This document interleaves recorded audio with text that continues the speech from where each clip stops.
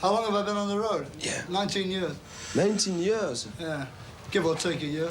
I mean, isn't it boring after a while? No. Why is there so much violence on the road? Why do you break things in auto roads? I mean, the violence. I mean, when you start doing things. Fucking violence! I don't know what you mean about violence, huh? You want to see some violence, baby? Come and see me. Violence! Look what they're doing.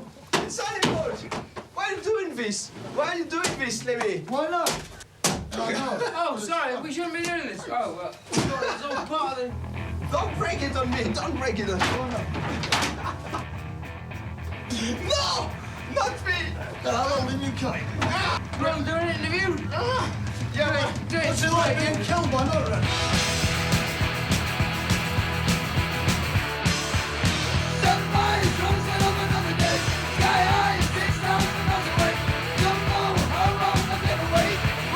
I mean, I first met Lemmy in 1968, I think it was. He was playing rhythm guitar then, and he turned up at this party where we were all jamming, and him and this American guy, Jim, came and played with our drummer, the drummer that was playing with us. And they did about, I don't know, they played for about an hour. And it was really good, and I was really impressed. But I never actually got to talk to him, but he struck me then as someone who, because I was young then, I was only 18, I was still, you know, struggling, and Lemmy was already established as a musician on the scene, as it were, you know. And I sort of saw him around as I sort of became more into the scene in Notting Hill and all that, you know, you'd see Lemmy, because Lemmy was ever present, you know. He was a sort of face, you know, even back then, you know. And then, of course, he joined Auckland. I was fired in, what was it? I think it was May '75 I was fired. I had Motorhead up and running by August, you know, so you don't let the grass grow, you know, people forget you. I mean, the crowd's fickle, you know, to a large extent. So you have to make sure you stay in the public eye, you know. So we got back with the first Motorhead, but the first Motorhead wasn't very good, you know, we didn't have a very good drummer. Sorry, Lucas. And the guitar player was playing with two bands at the same time, so he was not available for every show. And his heart wasn't really in it, so when we got rid of those two and we got Phil Taylor and Eddie Clarke in the band, that was when I first felt that I had something, you know. The other thing was just to keep the name in the papers, you know, but Eddie and Phil joined, I knew we were going to do it. I knew it right away, you know. Phil and I were doing a project together just to make some bucks, you know. We were doing like a bit of labouring, well, not labouring work, we were building this houseboat. And Phil, after we'd finished doing it, Phil went off, and then he called me about, because he knew I was a guitarist, I played him some stuff I was doing. And he disappeared for a while, and then he called me out of the blue and said, oh man, he says, I'm with this band Motorhead now, he says, and we need another guitarist, because we've made this album, which was the On Parole album, with the very first Motorhead, which was Larry Wallace, and Lucas Fox was on drums. But Lemmy decided to replace Lucas's drums, and Phil was the drummer. And then after they'd finished the album, they'd done a lot of guitar overdubs, so Larry said, we really need a rhythm guitarist, you know, to be able to perform the album live. So that's when Phil said, oh, well, I know someone, you know, so they gave me a call, you know. You know, we jammed for a bit, but it wasn't really going anywhere, so, and it all seemed a bit strange, so I thought I'd better go. So I said, well, look, I you know, that'll do, and let me know what you think, and I'll, you know, and I went home. And I never heard anything, so I didn't think any more of it. I thought, oh, well, no, nothing's come of that, you know. And then it was, I'm sure it was about 8 o'clock on a Saturday morning. I'm in my flat in West Kent, and there's a fucking knock on the door. Well, nobody knocks on the door at 8 o'clock in the morning. So I go to the door, and there's Lemmy standing there, and he's got the bullet belt in one hand and a leather jacket. And he hands them to me through the door, because I'm in my fucking underpants, you know. And he says, here, you got the job. You know, handed me these two things and then walked off. Because, you know, he'd obviously been up all night, you know. One of my fondest memories that was, because I walked back in the room, you know, it's like 8 in the morning, I'm thinking, fucking hell, I've got this bullet belt in one hand and, you know, it was a real moment for me, you know.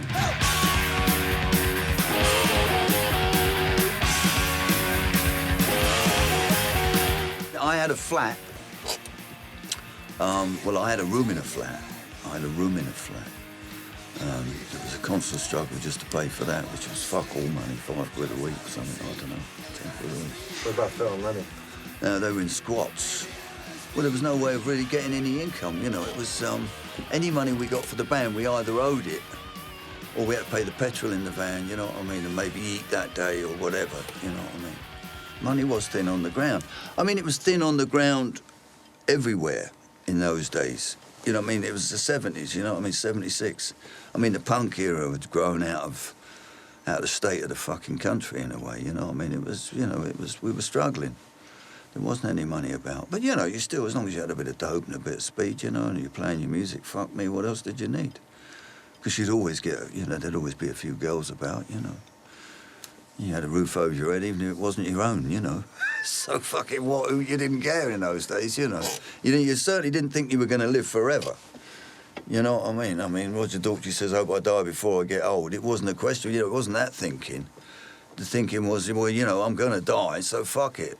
I might as well enjoy myself while I'm fucking here. In my eyes, they were a gang. They were like these three dudes that pretty much did everything together. You know, my early, I guess, concoctions in my own mind. You know, I made up what's it like to be in a band. Well, you hang out together all the time. You go out drinking together. You know, if you're driving around in a car, you're all in there. You know, you're yelling at people. You're doing whatever. You're doing everything together, you know. Lars and I were absolutely inspired by the fact that these guys like what they do. They hang out together. They live the life. The three of us, we just became a unit, you know. It was like one, all for one and one for all, you know, the old Three Musketeers thing, you know. And it felt like that, because the business didn't like us, you know. This guy picked on me and a boozer where we used to go in Portobello Road.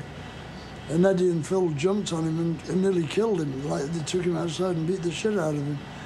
And then I was going out of the place later on, and this friend of his hit me with a pool cue over the head, and it broke on my head. And the heavy end fell down in front of me. And I turned around and I said, "What'd you do that for?" And he went, "Ah," like that, and ran up the street. And I was very touched that they came to my defence there. You watch my back, I watch your back. You know what I mean? It's in our interests to look after each other. So you do it to your best of your ability. Do you know what I mean? It's just not something you talk about, it's just the way it is. You know, it's written in stone, you know, and that's the way we were. I mean, we weren't nasty people, but we looked mean, you know, and we didn't take any shit, you know. We weren't going to fucking, you know, kowtow to the fucking people in the business, you know. You know, we were, you know, they were scared of us, basically.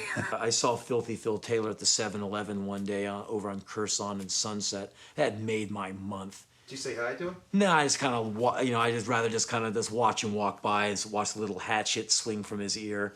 And I was like, that's so cool. Because he still has the hair, leather jacket, and he knows the guy behind the counter. Like, you know, hey, mate, and he bought some cigarettes and something else. I was like, Filthy Phil Taylor. I didn't want to bother. I just wanted to just kind of watch it walk by instead of going, hey, dude, I like your music. We ran out of gas on the motorway one time, and it was hot summer day. And he was in a pair of denim cut-off shorts. And like in England, we wear them a lot shorter than you guys, right? I mean, they were like this. And he had this denim pull-on hat, like, with a big A on the front. Captain Amphetamine, you know. And he got the can in his hand and ran up the road to the next garage about a mile away, you know. And I still see this figure, this crazed person.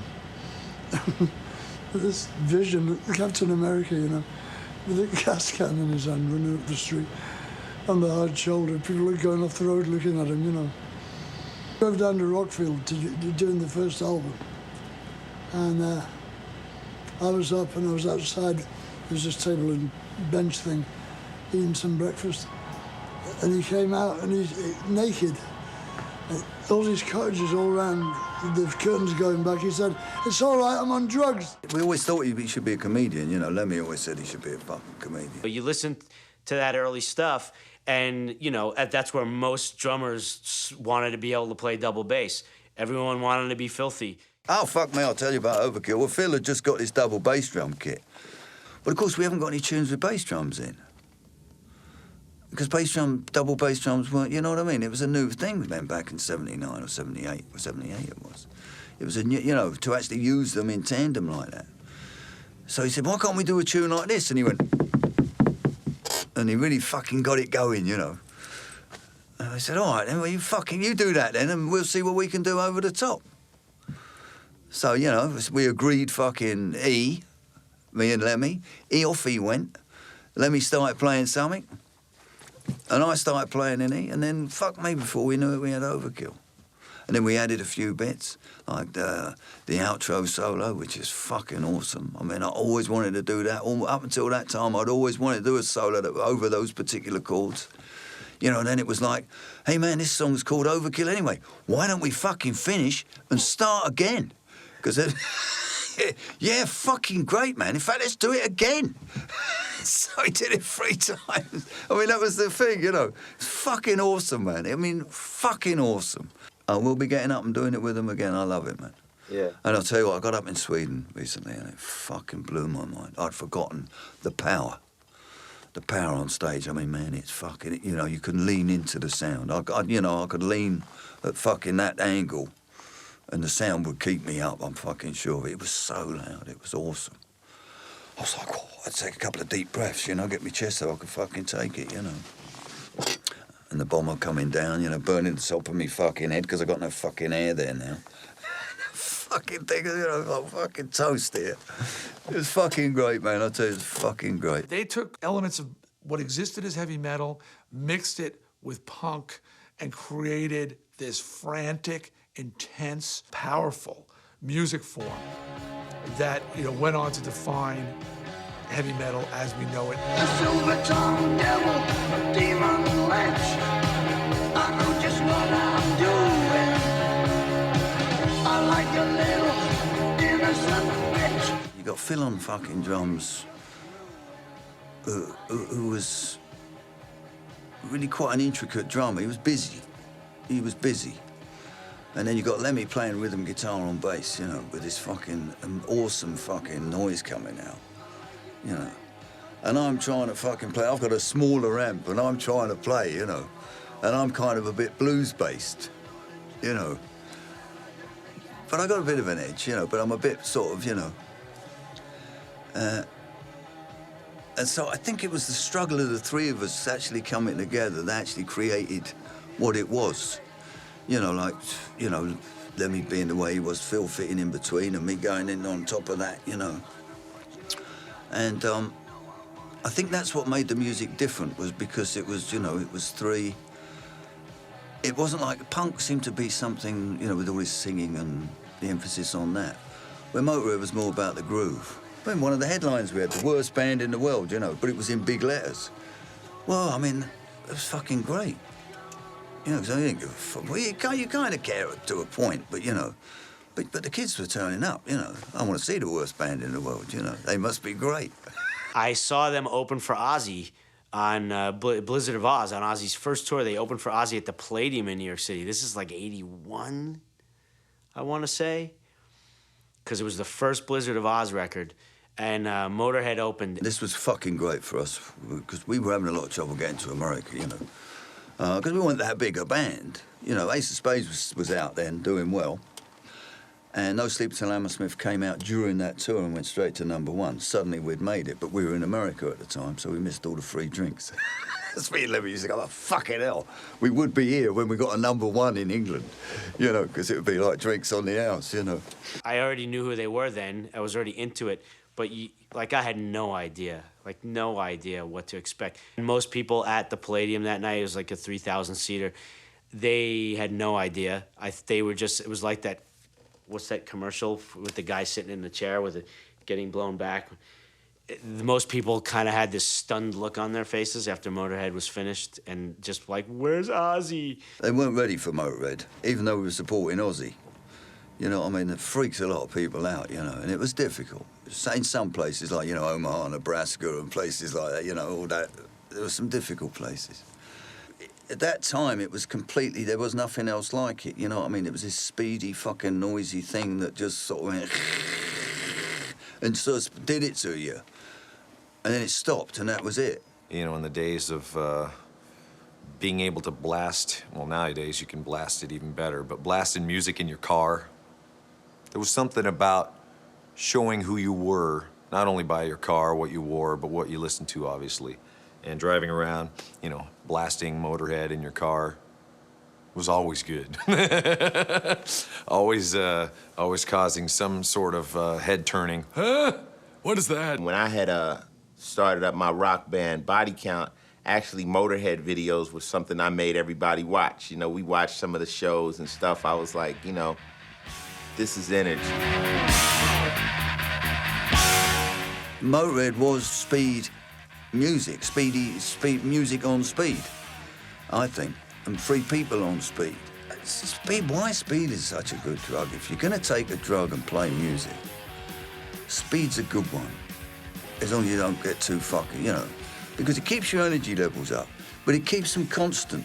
And this isn't an advert for speed, but we found it keeps you constant. See, if you take other drugs, they have a joint. Well, you go and have a joint, you feel a bit knackered, you know. The crowd are looking at you, you think, oh, fuck me, they're all looking at me, you know. Well, it's no good. You know what I mean? You don't need that. Because you have a line of coke, right? Well, you know, 20 minutes in, you're thinking, fuck, I need another toot, man. You know what I mean? So you either go and have another toot, and everybody knows you're going to have another toot, or you play the gig at sort of half-mast. Well, that's no good either. If you drink, and you have maybe a tad too much, or, you know, whatever, then that ain't great either. But if you take speed and have a drink, you're perfect. Because you've got the energy levels, the drink ain't going to affect you, and you're spot on, and you ain't going to go up and down. That's how I used to look at it. You know, consistency of energy could be contributed to that, and our slim figures. My doctor put me in a drying out clinic. Fuck, they came to see me. Yeah, they came in, yeah, they had a toot in my room. So, well, I can't have any. Fucking great, man. And we were just doing our thing. And it just turned out the way it turned out. Yeah, it's born out of fire, really. It's born out of all the shit and all this and the arguments and the fights. Me and Phil used to fight a lot, you know. A few punch-ups here and there, you know. We recorded with them in 1978, was it? We went to the studio and we did a thing called Motorhead. That's right. That was quite interesting. I think the whole thing degenerated into a massive punch-up. Not between Motorhead and the Damned, but between members of Motorhead. And, yeah, there was, like, fisticuffs and all sorts. It was, like, awful. He was kind of, I suppose, in a way, the quiet, silent type, if anything, Lemmy. As I said, a man of few words, you know. Phil, on the other hand, was very brash. You know, if he wanted to say something, he'd fucking say it, man. Nothing would stop him. You know, even if he'd thought it through or not. You know? And that was Phil's way.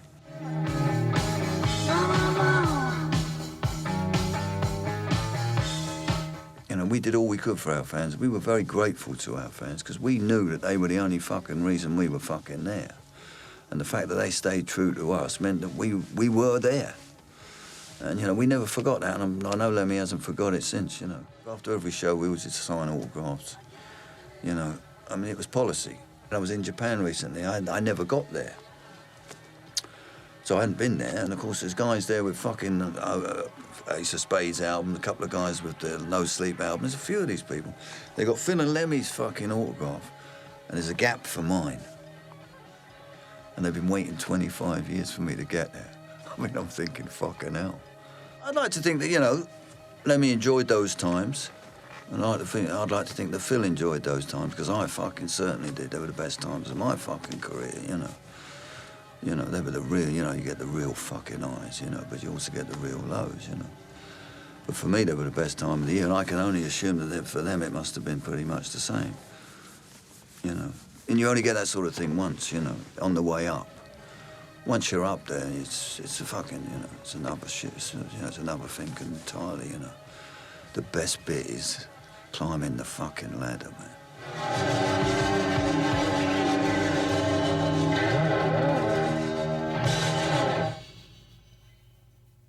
I mean, we did have a ball. I mean, fucking hell.